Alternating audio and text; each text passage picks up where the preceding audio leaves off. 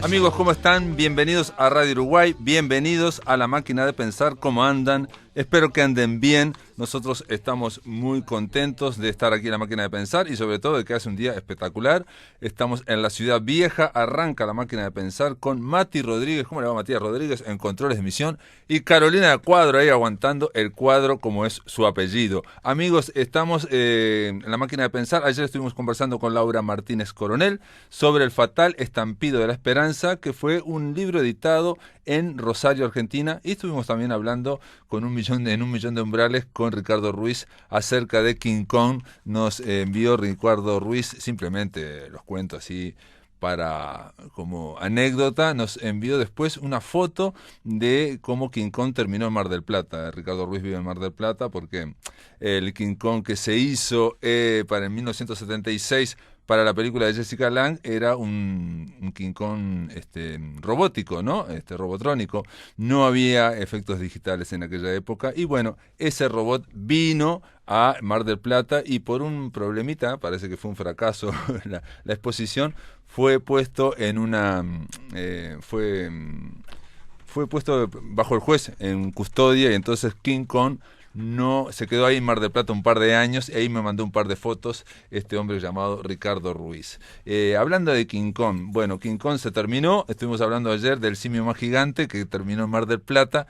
Vamos a darle la bienvenida y vamos a hablar de La Historia Mínima del Uruguay. Es un libro editado en la colección Historias Mínimas de la editorial El Colegio de México y es un libro que esa colección obliga a los historiadores que acepten el reto a contar la historia en, digamos, en un formato mínimo, ¿no? No hay notas al pie, es una gran exigencia para el historiador que en este caso tiene que resumir toda la historia del Uruguay, dar todo un pantallazo del Uruguay y del pre-Uruguay, ¿no? Desde que estaban los españoles aquí. Bueno, Gerardo Caetano, ¿cómo andas? ¿Andas bien? ¿Qué tal? ¿Cómo te va? Gerardo Caetano fue el hombre al que le propusieron a hablar, escribir sobre Uruguay. Y bueno, a pocos días de las elecciones nos queríamos repasar las grandes líneas, porque este libro trata de las grandes líneas que atraviesan la historia del país, que para mí, una de las cosas que más me llamó la atención de este libro es saber algo que ya sabemos, ¿no? Que Uruguay es un estado frontera, que está entre dos grandes. Esos dos grandes, Argentina y Brasil, son los herederos del Imperio Español y del Imperio Portugués, pero que esa condición de Estado frontera la comparte con Paraguay y Bolivia, ¿no? No es nada menor. Y tanto Paraguay, Bolivia y Uruguay tuvieron que hacer toda su historia con esa condicionante, ¿no? Entre otras, ¿no? Después hay otras condicionantes que me llamaron la atención, por ejemplo, que Uruguay es una de las repúblicas más recientes, digamos, de las últimas que se independizó, de la población más envejecida, y que tiene la quinta parte de Uruguay está casi afuera, ¿no? Y es la parte más joven también que está, ¿no? Esas contradicciones de este libro que, bueno, si querés empezamos a hablar, pero habla de esos condicionamientos, ¿no? El tema del tamaño, por ejemplo, la reacción inmediata, ahora estaba contándoles todas estas cosas que me sorprendieron de tu libro, Gerardo, y inmediatamente surge el tema de somos chicos entre dos grandes. Entonces le puse el ejemplo de que, vos lo pones aquí, de que Bélgica, que es mucho más chico que Uruguay, produce más que el Mercosur y junto con Holanda casi que quintuplican todo el Mercosur. Entonces el tema del tamaño no es una condición, ¿no? Claro. Determinista. Es una gran pregunta para entender la historia del Uruguay en este caso, o para entender la historia de cualquier estado nacional.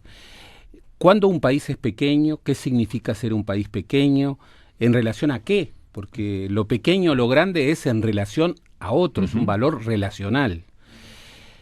El Uruguay, por ejemplo, en Europa, no sería un país pequeño. No, seríamos la mitad de España, por ejemplo. Por ejemplo, seríamos más que Inglaterra. Exacto. Cuando vino HD, el hermano de Damasceno, Gilbert Perret, en 1897, lo primero, él que hacía manuales, lo primero que le sorprendió es que los uruguayos se veían a sí mismos como un país pequeño. Y ahí yo incorporo el mapa que él hizo. Que es impresionante porque yo no estudié en HD, pero yo lo vi eso de chico. Claro. Es un mapa del Uruguay que adentro tiene Inglaterra, tiene a Suiza, tiene Holanda, Bélgica, para que veamos. Claro. Y eso nos hace pensar mucho.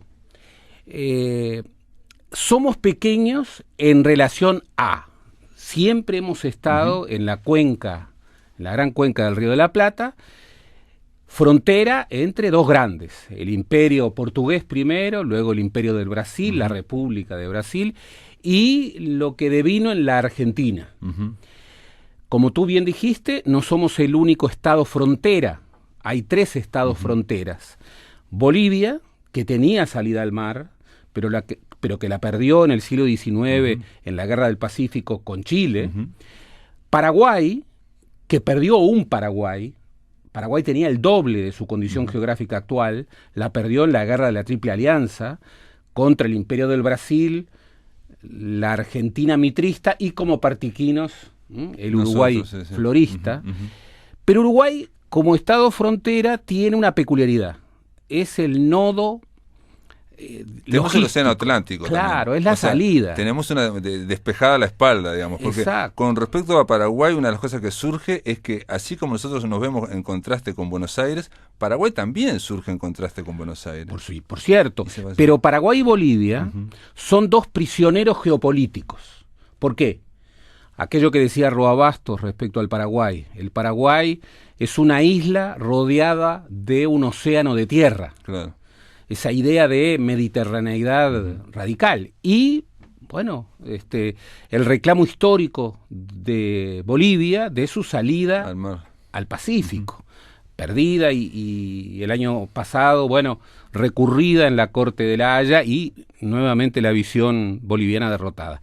El Uruguay, como decía Alberti en el siglo XIX, por su condición geopolítica muy singular, es imprescindible para Brasil y para la Argentina. Pero al mismo tiempo, y esto es importante, lo que es ser un país pequeño, sobre todo se refiere al número de la población. Claro. El Uruguay es un país pequeño, sobre todo por lo pocos que somos los uruguayos. Que antes éramos muchos menos, digamos, y todavía seguimos siendo pocos. Claro, tú imagínate que el Uruguay, cuando nace como Estado, en 1830, un Estado prácticamente inconsistente, pero Estado constitucional. Un Estado que es raro porque normalmente los Estados se hacen y después surgen los partidos políticos, y en el caso de Uruguay es al revés. Claro. Existían los partidos políticos y después aparece el Estado. Ahí hay un Por lo gran cual debate. El Estado ya se nace con Claro. la partidocracia, digamos, dividiéndolo. Claro, y hay un gran debate que es cuando nacen los partidos. Y Pibel, el siempre recordado Pibel siempre refería, y su historia de los partidos la hacía empezar en 1811, con Artigas. E incluso en sus clases siempre decía, lo que luego confluyó en blancos y colorados ya estaba en la última colonia. Bien, yo creo que esa es una intuición extraordinaria sobre la cual la historiografía uruguaya ha profundizado poco, pero es bien claro que blancos y colorados no nacieron en carpintería en 1836, claro, que venían de atrás. Y es realmente interesante porque son de los partidos más longevos del mundo. Claro, es decir, uno de los países más jóvenes de América del Sur tiene los partidos más viejos del mundo. Del mundo, es decir... Entonces son datos... Son datos que singularizan al Uruguay. Exacto. Pero al mismo tiempo la pregunta, ¿qué significa ser un país pequeño? Y ahí el gran tema. Bélgica es un sexto de la geografía del Uruguay. Y sin embargo, un sexto de la geografía del Uruguay tiene un nivel de exportaciones e importaciones similar a todo el Mercosur en su conjunto, con Brasil y Argentina. Tiene más gente, digamos, ¿no? La población. Bueno, son 10 millones de habitantes. Brasil tiene 210 millones de habitantes. Argentina tiene 44 millones de habitantes. O sea, ¿qué es ser un país pequeño? Si tú sumas Bélgica y Holanda, tú tienes un nivel de economía que más que duplica al Mercosur en términos casi cuatriplica por lo que vi. Pero hay un detalle ahí, digo, Gerardo. No estamos hablando de países desarrollados versus subdesarrollo. Sí, claro. Lo que estamos hablando es de subdesarrollo económico, institucional, organizacional. Justamente. El débil capitalismo. Justamente, porque ahí estamos insertando al Uruguay en su geopolítica. Nosotros, si no advertimos que la geografía cambió y que está cambiando permanentemente, no vamos a entender la historia. Por ejemplo, el mapa de HD, que era un contorno con la frontera del Uruguay, que ponía a los países europeos adentro, pero que luego, yo creía que los ríos, cuando era chico, se cortaban en la frontera. Claro. Porque el río Negro se cortaba en la frontera con Brasil, el río Uruguay se cortaba en la frontera. Y al lado existían dos blancos grandes, que eran Argentina y Brasil. Ese mapa no me ayuda a entender al Uruguay, ni al Uruguay de antes y mucho menos al Uruguay de hoy. El Uruguay, para entenderse históricamente, tiene que inscribirse en la cuenca del Río de la Plata, los grandes ríos. Bueno, un detalle que está en tu libro, que, atención, tuviste que condensar muchísimas cosas, pero hay una mirada que yo creo que es geográfica o geopolítica, es muy interesante, de que Brasil, como digamos en su avance, lo que quiere es la naciente de los ríos, del Paraná, del Uruguay y del Paraguay. Y Argentina se concentró en la desembocadura de los ríos. Exactamente. ¿no? Y nosotros estamos en el medio ahí con el océano. Si no... Justamente, y tenemos la mejor orilla del río Mar. El río Mar, el Mar Dulce. Vos decís otra cosa que no sabía, que Buenos Aires se crea de espaldas al río. Exacto. Se encamina, de hecho uno va a Buenos Aires y se encamina hacia adentro, en cambio en Montevideo es hacia el mar, digamos, hacia el río. Y además nosotros no hablamos del río, nosotros hablamos del mar. Exacto. A pesar de que es ese río lleno de ambigüedades que el primer europeo que vino aquí, Solís, lo definió perfecto, un mar dulce. Es una contradicción. Porque no es un río, no es un oxímoron. No es un río, es una desembocadura, es un estuario que llega a tener un nivel de 300 kilómetros. Pero la visión de los argentinos de decirle río es porque están de espaldas al río. Están de espaldas al río porque además el depósito del limo de los grandes ríos se da en la costa de ellos, argentina.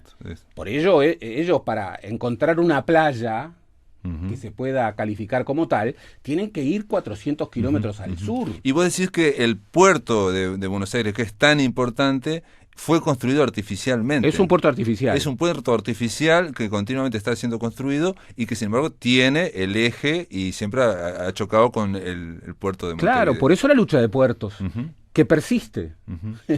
No es casual que los dos grandes canales, y esta es una historia reciente, los dos grandes canales, un canal compartido, el canal Martín García, y un canal netamente argentino, el canal Mitre, son dos canales que siempre han tenido problemas porque tienen profundidades distintas. El canal compartido tiene menos profundidad que el canal Mitre. ¿Por qué? Porque Buenos Aires quiere incorporar buques de un calado mayor, claro. Y siempre está disputando la primacía portuaria con Montevideo, que es una bahía natural. Todo eso... Que podría haber sido el centro comercial, digamos, claro, de la colonia versus el centro administrativo, político, podría haber sido Buenos Aires, por ejemplo. Exactamente, ¿no? Por eso hay un conjunto de referencias que de alguna manera son líneas de larga duración. Lo que tú señalabas respecto al Brasil que se funda horizontalmente y que conquista militarmente las nacientes de los grandes ríos de la cuenca, y la Argentina que se queda tratando de controlar la desembocadura. Claro. Eso genera dos visiones distintas. Mientras la Argentina quiere las claves longitudinales, claro, porque tiene la desembocadura, Brasil quiere las claves transversales.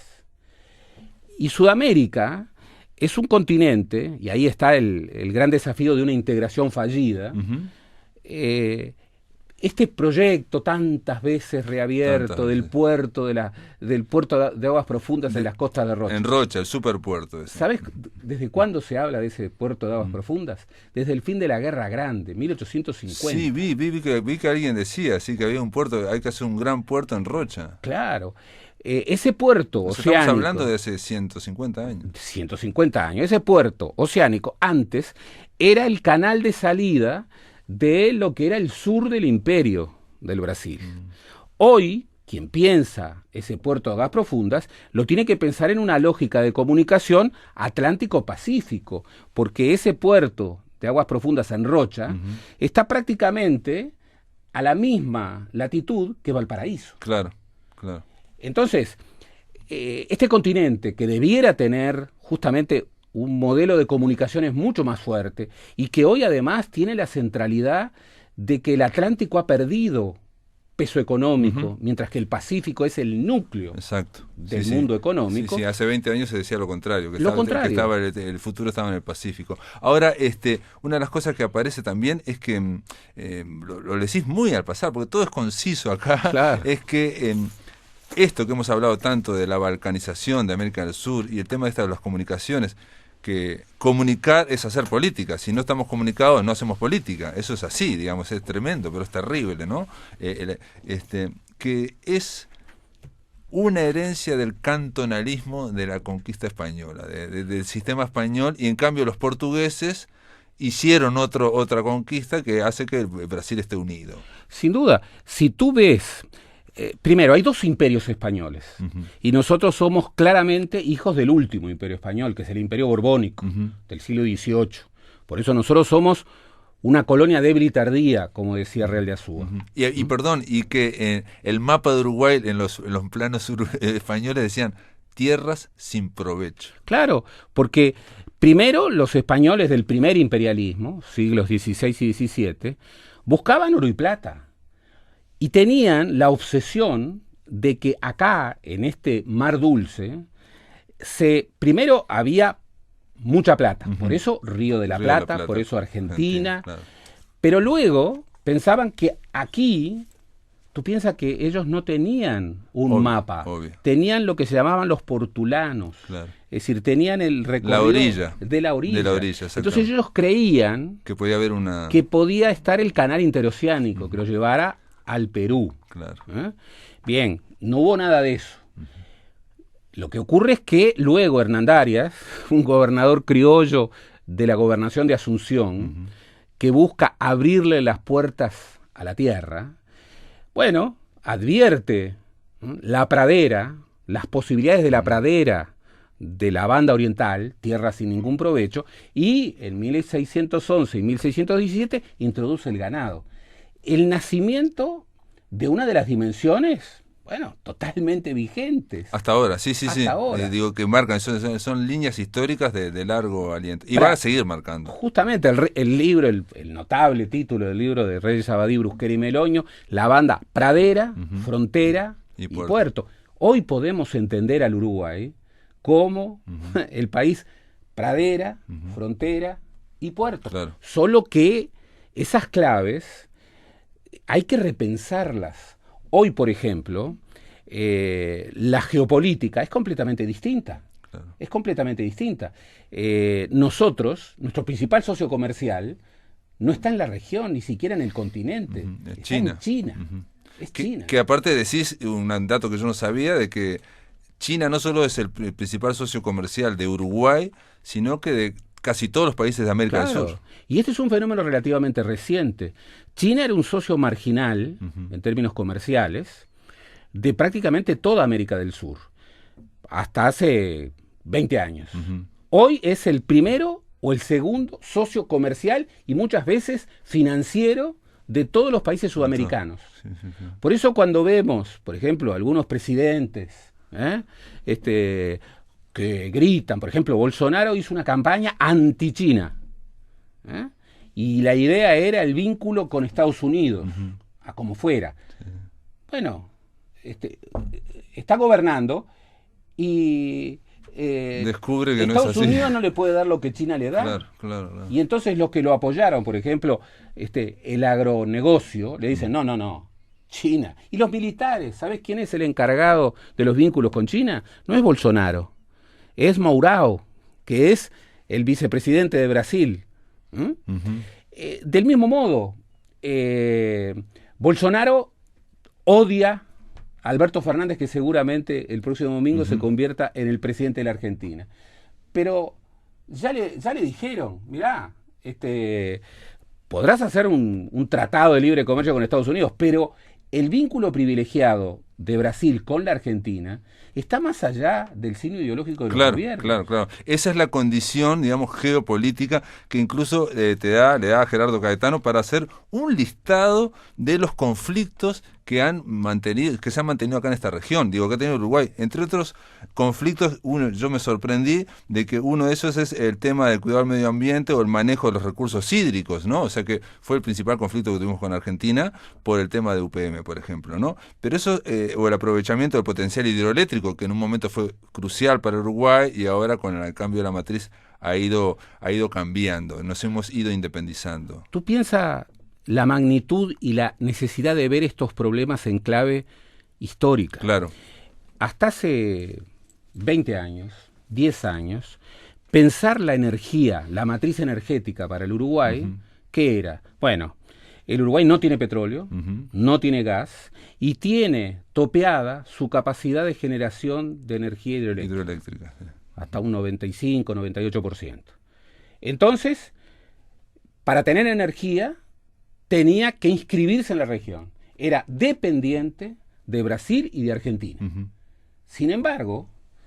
Y dependiente de la lógica que tenían ellos, que cuando había problemas, ¿te acordás que bajaban? Por favor, si lo sabrá Chile, sí. Cuando después de hacer un pacto estratégico, Michelle Bachelet y Cristina Fernández de Kirchner, al mes, en medio de una crisis energética en la región, Argentina le cerró el oleoducto y se quedó sin gas. Sin gas, sí. Bueno, Uruguay, y estos son los fenómenos que de alguna manera tienen que ver con la posibilidad de ser de Uruguay.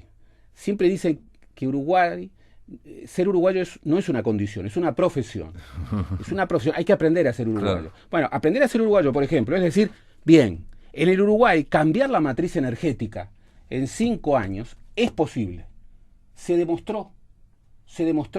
Algún día se advertirá la trascendencia histórica. Por eso, cambiamos un condicionamiento de 200 años. Bárbaro. Y eso hace que, primero, el Uruguay ya no esté subordinado a la Argentina y al Brasil. Pero más, Uruguay le puede vender energía a Argentina y Brasil. Ahora, la pradera, mucho más ahora, con los nuevos modelos de extractivismo y de explotación agrícola ganadera, le generan al Uruguay un desafío gigantesco, al continente, pero particularmente al Uruguay, que es una pradera, un desafío gigantesco en términos de sustentabilidad medioambiental. Claro. ¿Por qué? Bueno, Jorge Valle siempre decía, un poco en broma, que Hernandarias había introducido la ganadería en Uruguay y los Kirchner habían introducido la agricultura. Era una broma. Sí. Que tenía que ver con las detracciones y demás. Y con la soja, el desembarco de la soja que hubo extraordinario en Uruguay. Hace 15 años, 20 años, en Uruguay la soja era desconocida. Claro, hoy hay océanos de soja y la soja muchas veces es el principal rubro de exportación. Bien, esto marca cómo las ventajas comparativas, ese concepto de que el Uruguay tiene ventajas comparativas que lo orientan hacia determinada producción, en realidad hoy la noción ha cambiado y son ventajas competitivas. Exacto, sí. Pero eso requiere que esta revolución agrícola que ha vivido el Uruguay, con la revolución arrocera, la revolución de la forestación, la revolución de la soja, obviamente ha generado impactos medioambientales. Y los recursos medioambientales son recursos absolutamente decisivos. Los uruguayos creemos que, por ejemplo, el agua, muchos extranjeros me han dicho, ustedes respecto al agua tienen una visión totalmente absurda. Ustedes gastan muchísima agua que debieran preservar como un valor muy apetecido. Claro. muy Ahora, muy digamos, cuando hablamos de cambiar la matriz o cuando hablamos de desarrollar este país, entre otras cosas es tratar de independizarlo, entre comillas, o no estar dependiente del subdesarrollo que tienen, por ejemplo, Argentina y Brasil. Esto que hablamos del gasoducto o de bajar la electricidad cuando había problemas, crisis que ocurren por el subdesarrollo, bueno, pasó lo mismo con la soja. En algún momento Cristina les puso detracciones, entonces esos vinieron aquí y desembarcaron y después en otro momento se van, digamos. Pasa lo mismo con el dólar. Bueno, pero por eso digo, en cambio con el cambio de la matriz energética, ahí nos desenganchamos de esas lógicas de subdesarrollo, digamos. Y no contra la región. No contra la región. Claro. Al revés, nosotros le vendemos energía a Argentina y a Brasil. Uh-huh. Y en realidad esto nos permite, por ejemplo, uh-huh. Paraguay es un paraíso energético.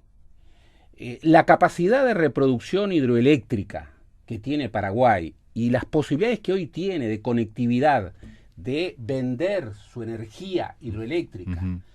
a Colombia, a cualquier país de Sudamérica, son infinitas. Sin embargo, bueno, si tú ves, por ejemplo, el Tratado de Itaipú, celebrado durante las dictaduras, sí. Bueno, el Tratado de Itaipú, tú piensa esto, el Tratado de Itaipú estableció un reparto de 50 y 50% uh-huh. de la energía uh-huh. para cada uno de los países. Brasil consume todos sus 50%, pero del 50% que le corresponde a Paraguay, Paraguay solamente consume el 2%. Ahora, en el tratado, ¿qué se le impuso a Paraguay? Que el restante 48% no lo puede vender, sino a Brasil. Claro. Y se lo tiene que vender a precios absolutamente subsidiados. Claro. Con lo cual, Brasil, con Itaipú, obtiene el 20% de su matriz energética. Pero, y esto es lo sorprendente, en Itaipú no se aprovecha toda la capacidad energética que Itaipú podría expandir. ¿Por qué? Porque Brasil no lo permite. Si ese excedente que se tira, energía que se deja fluir, se pudiera vender y lo vendiera Paraguay, porque es su parte, claro. Buena parte de nuestros problemas energéticos habrían sido resueltos por una energía que es una energía sana, uh-huh. que no es una energía depredadora. Sí, no es Entonces, cuando uno empieza a calificar ¿qué es el subdesarrollo? Claro, exacto. Probablemente Brasil no quiere que se venda también, no solo para que no se desarrolle Paraguay, sino que para que otros países de la región tengan buena energía. Digamos, no estoy atribuyendo intenciones, simplemente son como geopolíticas para que... Pero por supuesto, cuando Chávez en aquella locura pensó el oleoducto Caracas-Buenos Aires, una locura, pero un proyecto, ese oleoducto tenía que pasar por el Uruguay. Uh-huh. Bueno, el gobierno kirchnerista le impuso un mapa que cuando llegaba a Uruguay daba una vuelta y pasaba por la Mesopotamia. Es la misma lógica de Argentina con Brasil. Justamente, claro. ¿Por qué? Porque no quieren que se desarrollen los alados. Bueno, y volviendo a Uruguay, y me haces acordar un poco lo que decía Hugo Achugar en un libro de él, que ahora no me acuerdo, La Balsa Medusa, creo que decía que una cosa es ser un país pequeño y otra cosa es ser un país petizo, exacto, de mentalidad petiza, ¿no? Vamos a hacer una pausa, amigos. Después de la pausa seguimos aquí en La Máquina de Pensar. Estamos conversando con Gerardo Caetano en torno a Historia Mínima de Uruguay. Es un libro que está en la librería Linardi Rizzo, por lo pronto. Amigos, continuamos en La Máquina de Pensar. Estamos conversando con Gerardo Caetano en torno a Historia Mínima de Uruguay. Este libro es importante, está en todas las librerías, me acota Gerardo, así que se puede comprar y realmente... es algo, para mí, sensacional, ¿no? Porque uno puede ver, digamos, podemos hablar de las obligaciones que te hicieron hacer para hacer esto, porque está bueno, ¿no? O sea, no podía haber notas al pie, no podía haber mucha bibliografía al final. ¿Eso sabes lo que significa? A mí me enseñaron... Menos es más. Bueno, menos es más. Pero me enseñaron algo muy importante, que escribir es corregir. Uh-huh. Corregir. Hay un momento en que uno ya está como harto. Sí, obvio. Y sin embargo, bueno, escribir menos significa corregir. Y eso lleva a ciertas densidades que no solamente son sacar adjetivos, que siempre está bien. Sí. Sino también ir al núcleo. Uh-huh. Es lo mismo que, por ejemplo... la comunicación docente. Uh-huh. Yo me acuerdo cuando Barrán me decía una cosa que yo he vivido. La docencia sirve al investigador, uh-huh, porque lo obliga a hablar de las cosas centrales, pero a hablar con un joven, Exacto. con un adolescente, con alguien que tiene otra visión, y a recibir preguntas que muchas veces son las mejores preguntas. Porque son aquellas preguntas que te permiten reflexionar sobre lo que entendés como obvio y no es tan obvio. Y aparte todo lo complejo, digamos, si es verdad o si tiene un grado de densidad importante, puede ser accesible, ¿no? Absolutamente. Digamos, esa cuestión del hermetismo o digamos, de la hipercomplejidad que nadie entiende, en fin. Absolutamente. Tenemos... La exigencia mayor es escribir para ser entendido. Claro. Y muchas veces el hermetismo encubre que no se sabe escribir. Sí, o no demasiada precisión. En este caso hablábamos del Uruguay como país pequeño y no con mentalidad petiza. Y hablabas vos de la poca población que ya tenía desde el principio, ¿no?, de la colonia, cuando esto era tierra sin provecho, porque realmente no parecía que pudiera haber. De hecho, cuando Hernán Darias pone las vacas y toda esa historia, sigue sin haber gente, porque realmente eran tierras sin provecho, digamos. Y una cosa que me sorprendió muchísimo de tu libro es que en un momento Valle y Ordóñez, y después el otro no me acuerdo quién era, plantearon de que para la inmigración poner la ciudadanía uruguaya obligatoria. Bueno, eso es una maravilla. Digo pensándolo ahora en Uruguay, ¿no?, que estamos recibiendo inmigrantes. Imaginen si todos los inmigrantes que vengan acá tienen ya de por sí la ciudadanía, por defecto, la ciudadanía obligatoria uruguaya. Pero ves, ahí está perfecto para comparar, balancear lo que es un país pequeño de lo que es un país petizo. ¿Qué es un país petizo respecto a este tema? Lo que hemos escuchado, incluso de connotados dirigentes políticos que han dicho, por suerte somos pocos, claro. Y que ven a la población como, bueno, no alcanza para todos, entonces mejor ser pocos. Mejor ser pocos. Sí. Bien, ¿eso a qué ha llevado y cómo se traduce hoy? El Uruguay vuelve a ser un país de inmigración. Lentamente, no las grandes oleadas, pero vuelve a ser un país de inmigración. Tiene casi un 20% de la población uruguaya fuera de fronteras. El departamento 20, la diáspora uruguaya. País petizo, ¿qué es lo que hace? Bueno, ante los nuevos inmigrantes, recela, no hay trabajo para todos. Y no pueden votar. No pueden votar. Y los uruguayos del exterior no pueden votar. Es el único país sudamericano que le niega el voto a sus connacionales. El único. Sí, es una mentalidad, esa petiza o digamos cierta mezquina. Claro. Pero ¿cuál es el país pequeño pero grande? El país modelo. El país modelo fue el país que se construyó a partir de las grandes oleadas inmigratorias. Claro, era un país vacío, abierto al poblamiento, pero hoy sigue siéndolo en buena medida, claro. O si no, yo los invito a que recorramos el interior del país. Sí, hoy Uruguay tiene un 4% de población rural. El resto está en ciudades. Estuve en Armenia. Armenia tiene 20.000 kilómetros cuadrados, 3 millones de personas.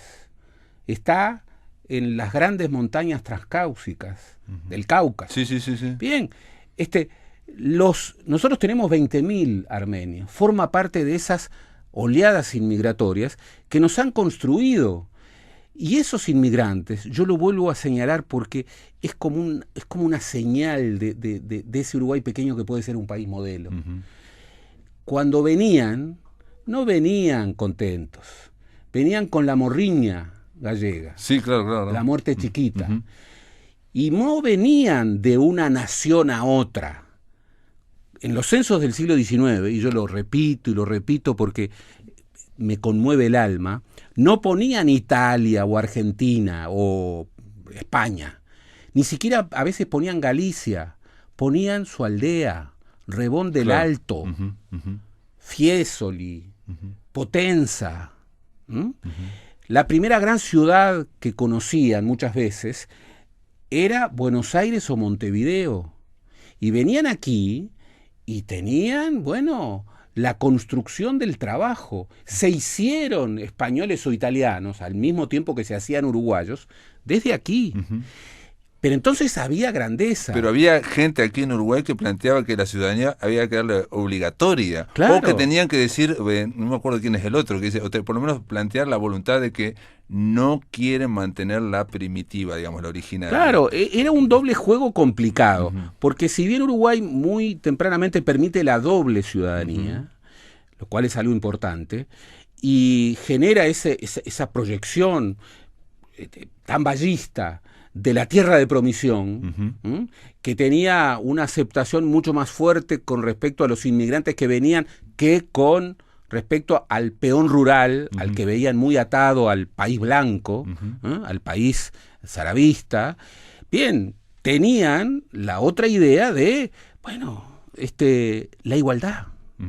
La igualdad, vos planteás también desde la época de ya de Hernandarias, que aquí las clases bajas, digamos, había una gran libertad, ¿no? Que también me puse a pensar que en Uruguay los no calificados y los calificados son los dos salarios más altos, digamos, el de los calificados más alto y el de los calificados más bajo, ¿no? Claro. Con respecto a todo el Mercosur. Me acuerdo de ese dato, digamos, que tiene que ver con cierta igualitarismo que hay aquí. Ahora, saltando violentamente al 2019, vos cerrás el libro planteando que, bueno, porque aparte cuando uno recorre este libro, una de las cosas que me llamó más la atención, y atención, capaz que me estoy diciendo cualquier bolazo, es que está el impulso de Valle de Ordóñez, y después siempre hay una idea como de cambio y de continuidad, o de continuidad en el cambio. Y muchas veces ese impulso para ese primigenio que tuvo Valle de Ordóñez,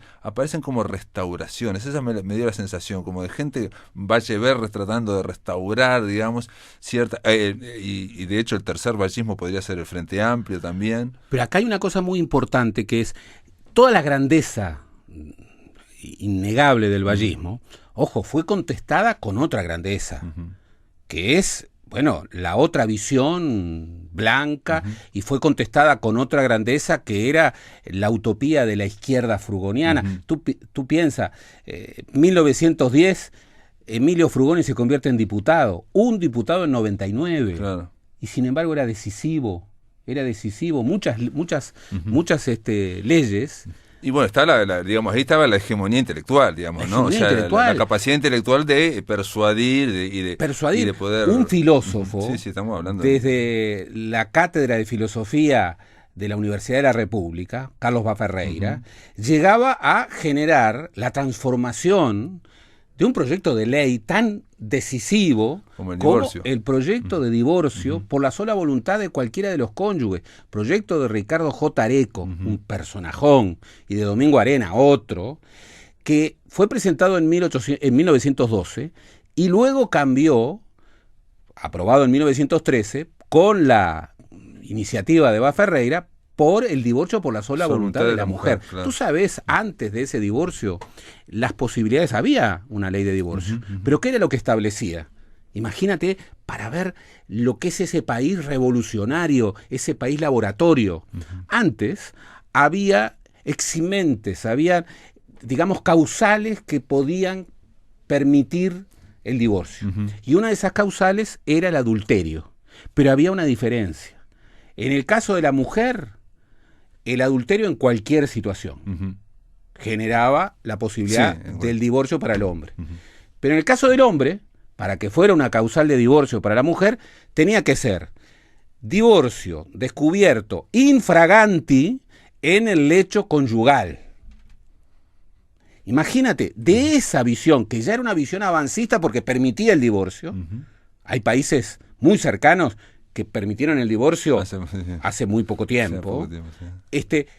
Pero se pasó de eso al divorcio por la sola voluntad de la mujer. De la mujer. O sea, ahí había una idea de grandeza que muchas veces era como que era desmesurada. Y de arriesgarse y de experimentar. Porque también la historia de eso del ensayo y el error lo tenía muy claro en ese sentido. Ahora, por ejemplo, ya que mencionás a Frugoni, una de las cosas, atención, es una lectura mía muy capaz que muy cholula, pero me sorprendió que Frugoni era amigo de Pedro Manini Ríos. Muy amigo. Que era conservador, riverista, y es el abuelo del actual Manini de Guido Manini Ríos. Muy amigo, muy amigo. Porque Frugoni nace en el Partido Colorado. Y ahí tenía dos grandes amigos, que eran Pedro Manini Ríos, una gran figura, un hombre que era el delfín de Valle de Ordóñez. Pensé que era más conservador. No, claro que era muy conservador. Pero Valle de Ordóñez, que lo había elegido ministro de gobierno, que era, cuando los colorados nombraban a un ministro de gobierno, que era lo que hoy es ministro del Interior, pero más, estaban nombrando a su sucesor. Claro. Entre 1911 y 1913 nombró a Pedro Manini Ríos. Pero en 1913, un año crucial de la segunda presidencia de Valle, en enero había muerto su hija, Ana Amalia, el momento más terrible de la vida de Valle de Ordóñez. Valle responde radicalizando sus reformas y emblematizándolas en la propuesta del colegiado. Crisis económica financiera mundial que golpea durísimamente al Uruguay. Y allí Manini rompe con Valle diciendo: nosotros somos colorados, no somos socialistas. Y ahí lo rompió. Pero Manini Ríos, Pedro Manini Ríos, que era muy conservador, incluso en los años 20 coqueteó con el fascismo. Coqueteó con el fascismo, como muchos. Pedro Manini Ríos, junto con otra figura insólita que era Rivadavia Gómez, el creador de la Liga Universitaria, el creador de la Copa América de clubes, no sabía. También un hombre que lo acompañó en la ruptura con Valle de Ordóñez, Héctor Rivadavia Gómez. Sin embargo, cuando el Partido Socialista por primera vez vota, que es en 1910, aprovechando la abstención del Partido Nacional, bueno, el Partido Colorado tenía toda la Cámara, pero quería que entraran algunos otros. Entonces, se había postulado la Unión Cívica en Montevideo, el Partido Católico. Claro. Y se había postulado una coalición liberal socialista. Pedro Díaz, Emilio Frugoni. Entonces, para que entrara Frugoni, sus viejos amigos llevaron a muchos colorados a votar por Frugoni. A votar por Frugoni. Y así Frugoni llegó. Pero 5 años antes, Frugoni, que venía del Partido Colorado, luego de su profesión de fe socialista en el Teatro Stella de Italia, estuvo negociando la posibilidad, piensa lo que es la historia, de que el sublema Partido Socialista fuera un sublema dentro del lema Partido Colorado. Sí, del lema Colorado. Y finalmente no surgió. Pero pudo ser. Sí. Pudo ser. Y él dijo que estuvo bien, ¿no? Y él dijo, hubiera cometido un grave error. Él tenía una visión muy elogiosa de Valle, pero siempre le achacaba un grave defecto. El no haber roto con blancos y colorados cuando él, incluso lo dijo hay un libro maravilloso de Frugoni que se llama El libro de los elogios, en donde se incorporan visiones de recuerdo de figuras nacionales e internacionales. Y entonces habla de Valle de Ordóñez en 1935, ya muerto Valle, hace un gran elogio y dice: lo único que tengo que reprocharle es que él pudo haber roto con blancos y colorados y tal vez era el único que podía romper con esa visión. Haber creado otro partido, un partido vallista, digamos, ¿no? En fin, esos son líneas grandes líneas. Por ejemplo, en otro momento decís, nos quedan 10 minutos, pero decís en otro momento, me llamó la atención que en los años 50 se crea una nueva derecha, y decís una derecha peronista, cerca del...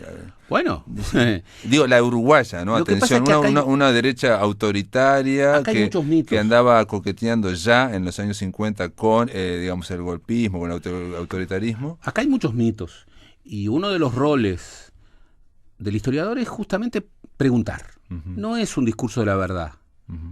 No, es producir conocimiento crítico sobre el pasado. Hay toda una visión que, fue la Revolución Cubana la que trajo la violencia foquista al continente y luego la reacción, la teoría de los dos demonios, etcétera. Sí. Bueno, esa visión es absolutamente desmentida si uno ve con profundidad qué pasó en la posguerra y en los años 50 en el Uruguay y en América Latina. ¿Qué pasó, por ejemplo? Los Estados Unidos, en la nueva lógica bipolar de la posguerra, la Guerra Fría, empezó la Guerra Fría. Instruyeron servicios de inteligencia policial en toda América Latina. La creación de la Oficina de Inteligencia y Enlace, que hoy es la Dirección Nacional de Información e Inteligencia, fue en 1947. Claro. 1947. Y decís que Nardone también estuvo en la CIA. Pero por supuesto, Nardone estuvo en la CIA. Eso que parecía algo insólito, bueno, hoy en los registros, en los estudios norteamericanos sobre quiénes fueron los informantes de la CIA, estuvo en la CIA, así como el tiempo ha descubierto que Vivian Trías era informante de los servicios de inteligencia checos. Bueno, Benito Nardone, que fue presidente del Uruguay, porque si bien estaba en el colegiado, le tocó, en el colegiado se rotaba la presidencia, y durante el colegiado en el que intervino, le tocó ser presidente del Uruguay. Imagínate la responsabilidad.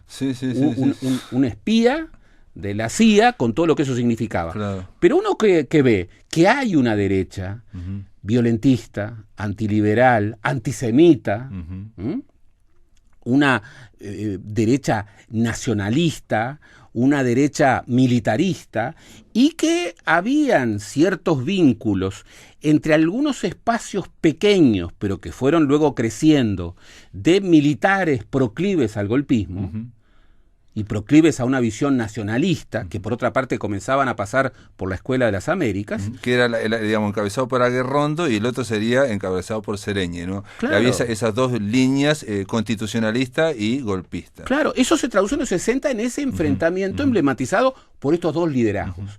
Aguerrondo no nació en un repollo. No, claro. Venía de atrás. Y ojo, el riverismo había generado, ya en tiempos de Valle y Ordóñez, una cúpula castrense que era colorada pero antivallista. El famoso complot Dubra, Manuel Dubra, que fue un intento de golpe de Estado contra Valle y Ordóñez presidente en 1914, bueno, fue un intento de golpe de Estado. Y Valle, que había nacido la vida política peleando contra una dictadura civil-militar, contra la dictadura de Santos, y que pudo haber sido muerto en batalla, porque con su hermano y con otros futuros presidentes como Campistegui, como Williman, como Viera, pelearon en el Quebracho. Y recuerdas el mensaje de Santos, que decía en lenguaje cifrado que los tenía que matar, y se lo estaba diciendo a Tajes. Y Tajes no los mató. Ahí había 4 futuros presidentes. Bueno, Valle desconfiaba del ejército. ¿Y la política de Valle cuál fue? Primero, dividir la cantidad de batallones, la cantidad de generales, evitar la concentración del poder militar en un caudillo militar. Valle no quería nunca quería un caudillo militar. No, y de alguna forma todo el Uruguay parece siempre que hay esas dos visiones, por lo menos hay dos visiones, y en el ejército había esas dos líneas hasta que viene la dictadura y se elimina toda la línea constitucionalista, y hasta ahora continuamos con, desgraciadamente, una sola línea. Con una novedad, una herencia, con una novedad muy desafiante.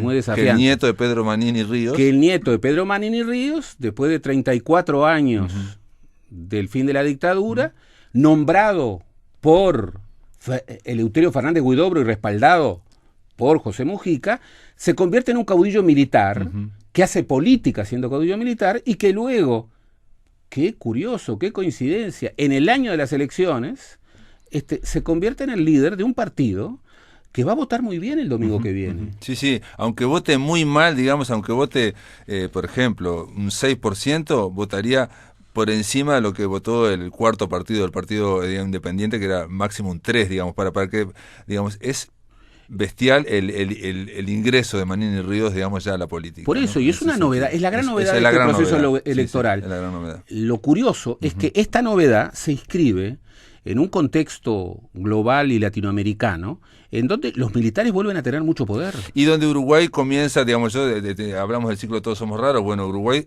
se convierte en el país más raro, más excepcional ahora en esta América del Sur totalmente, digamos, sacudida, ¿no? Por un montón de cosas. Nos quedan 3 minutos. Yo te quería hacer una pregunta ya al final, porque este libro, Historia Mínima del Uruguay, termina en las elecciones o sea, como pasa con la historia, este libro después del domingo va a necesitar ser actualizado, digamos, ¿no? Porque no se sabe exactamente cómo va a culminan las elecciones de octubre, ahora del 27 de octubre de 2019. Y yo te quería preguntar, ¿qué pasa, por ejemplo, porque se habla una y otra vez que el Frente Amplio no va a tener mayoría parlamentaria, ¿no? Se habla una y otra vez de eso, ¿no? Y nadie plantea, y no sé por qué no se plantea, que es posible que tenga mayoría absoluta en una Cámara, en senadores. Bueno, pero, ¿qué pasa si el Frente Amplio tiene mayoría absoluta en una Cámara? ¿Sabes una cosa? Yo este libro me llevó muchos años, sí, y en realidad lo terminé y lo entregué después de muchas revisiones, porque los libros son arbitrados. Salvador Neves también estuvo ahí. Claro. Lo terminé el año pasado.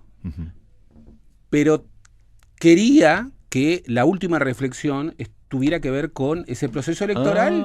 O sea, año pasado lo escribiste. El año pasado. Imagínate que Cabildo Abierto, todo eso, Sartori, no estaba. No estaba.